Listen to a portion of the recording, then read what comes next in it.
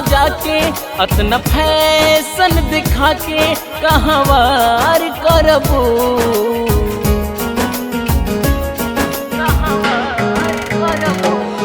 सुन रूपावा सजा के अतना फैशन दिखा के कहाँ वार करबो।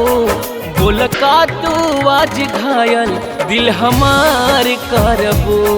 बोल का तू आज घायल दिल हमार करबो।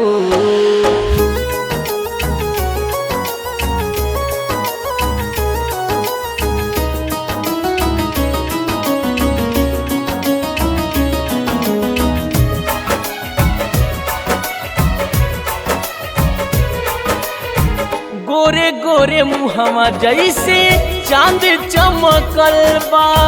कारी कारी अखिया में कजरा लगल बा।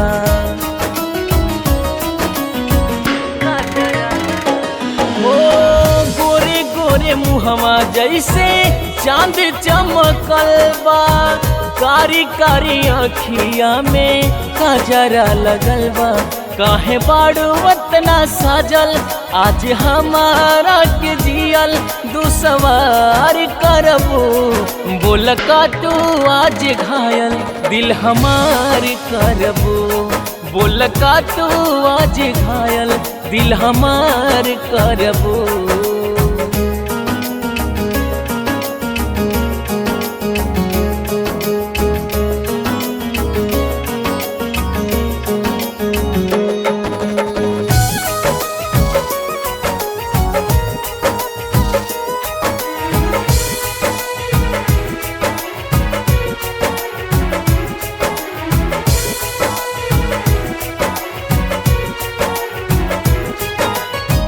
करी का बखान तोहरे सुनार तान के।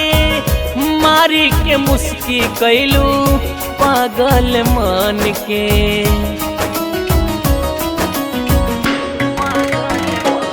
ओ करी का बखान तोहरे सुनार तान के। मारी के मुस्की कैलू पागल मन के। तहर बाटे का इरादा आज करी लाई वादा हमरे प्यार रहबो। बोल का तू आज घायल दिल हमार करबो। बोल का तू आज घायल दिल हमार करबो।